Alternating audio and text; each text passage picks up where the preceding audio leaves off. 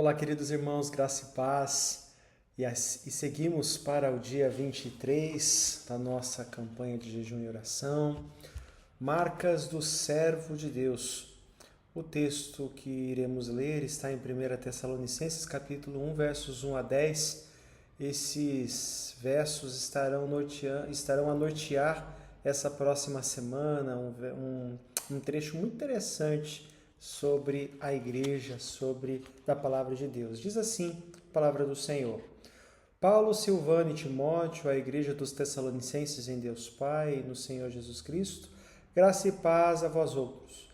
Damos sempre graças a Deus por todos vós, mencionando-vos em nossas orações e sem cessar, recordando-nos diante de nosso Deus e Pai da operosidade da vossa fé, da abnegação do vosso amor e da firmeza da vossa esperança em nosso Senhor Jesus Cristo, reconhecendo, irmãos, amados de Deus, a vossa eleição, porque o nosso Evangelho não chegou até vós tão somente em palavra, mas sobretudo em poder, no Espírito Santo e em plena convicção, assim como sabeis ter sido o nosso procedimento entre vós e por amor de vós. Com efeito, vos tornastes imitadores nossos e do Senhor, tendo recebido a palavra, posto que em meio de muita tribulação, com a alegria do Espírito Santo, de sorte que vos tornaste um modelo para todos os crentes da Macedônia e na Acaia. Porque de vós repercutiu a palavra do Senhor não só na Macedônia e Acaia, mas também por toda parte se divulgou a vossa fé para com Deus, a tal ponto de não termos necessidade de acrescentar coisa alguma.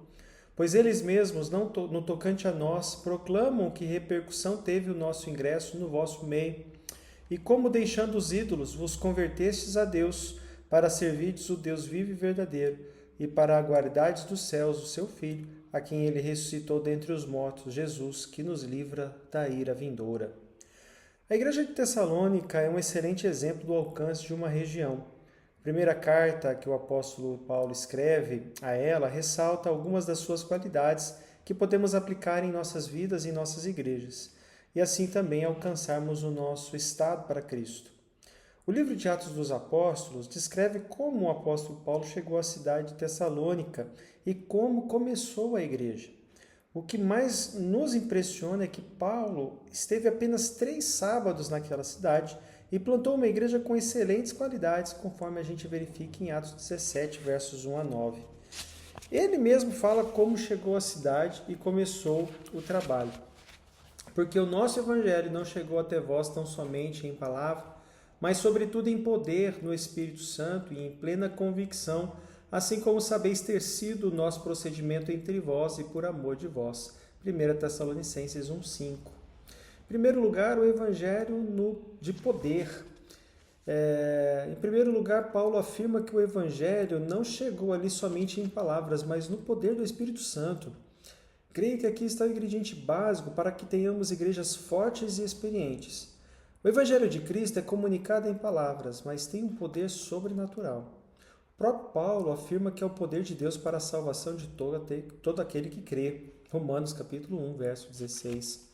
Daí a necessidade de cada crente, cada pastor, cada obreiro de Deus ser revestido com o poder do alto para que o Evangelho seja comunicado não somente em palavras, mas no poder do Espírito Santo.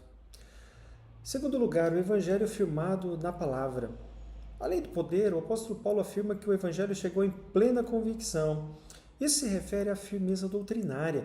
Paulo recebeu as revelações do Senhor Jesus e tinha plena convicção do que ensinava. Precisamos de igrejas que estejam firmadas na palavra de Deus. Mas hoje parece que não temos mais estudos bíblicos, doutrinários, profundos em nossas igrejas. Há pastores que somente pregam o que o povo gosta de ouvir e não ensinam os conceitos básicos do Evangelho. Alguns somente pregam palavras bonitas e positivas. Outros somente falam em benefícios pessoais para os seguidores.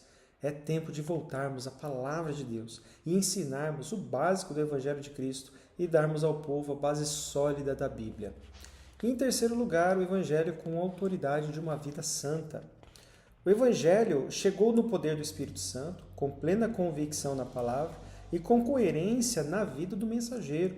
Paulo afirmou, assim como sabeis ter sido o nosso procedimento entre vós e por amor de vós. O pregador deve viver o que prega. Se a vida do mensageiro estiver em pecado, não haverá autoridade espiritual. Infelizmente, muitos pregadores não levam a sério a palavra de Deus. Vivem uma vida de pecado, sem escrúpulos, motivações erradas, desonestidade nas finanças, guardando raiva e mágoa das pessoas, adulterando, vivendo fora da vontade de Deus, mas continuam tentando manter-se no ministério.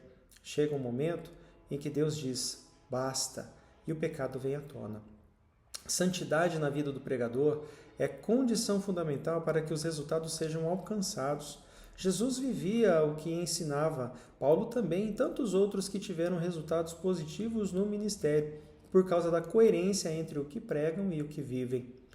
Ouvi o autor, o pastor Edson Queiroz, ele ouviu um testemunho poderoso a respeito do Dr. Andrew Murray, o maior avivalista que a África do Sul conheceu, autor de diversos livros, um estadista em missões. A Igreja Reformada Holandesa ouviu falar do avivamento que estava acontecendo na África do Sul e queria constatar se realmente o que Murray pregava e escrevia era real em sua vida. Os irmãos que foram lá para investigar voltaram com o seguinte relatório: Murray não prega metade do que vive. Vejam bem, a vida dele falava mais alto do que a sua pregação. Precisamos de homens e mulheres com essa qualidade. Se você estudar a Bíblia, descobrirá que essas qualidades devem ser marcas na vida de todo cristão, não somente dos pastores e líderes. Quando fala aqui sobre a santidade na vida do pregador, é daquele que evangeliza, é daquele que prega, é daquele que compartilha a palavra de Deus, não apenas do pastor, do líder, do missionário, claro, também na vida deles, na nossa vida, mas na vida de todo aquele que segue a Jesus. Motivos de oração pessoais, ore por você. Em primeiro lugar, peça ao Espírito Santo para encher você em seu poder. Em segundo lugar, peça a Deus fome e sede por sua palavra. E em terceiro lugar, peça a Deus uma vida de santidade e obediência à palavra. Agora, motivos de intercessão, ore pelos outros. Em primeiro lugar, ore para que as igrejas do seu estado sejam cheias do Espírito Santo. Ore para que haja ensino da palavra em todas as igrejas e desejo dos cristãos de aprender todo o conceito de Deus. E em terceiro lugar, ore por santidade em todas as igrejas, para que os cristãos vivam os princípios da palavra de Deus. Versículo para memorizar. Porque de vós repercutiu a palavra do Senhor não só na Macedônia e Acaia, mas também por toda parte se divulgou a vossa fé para com Deus, a tal ponto de não termos necessidade de acrescentar coisa alguma. 1 Tessalonicenses 1, verso 8. Meus queridos, Deus abençoe e até o próximo dia.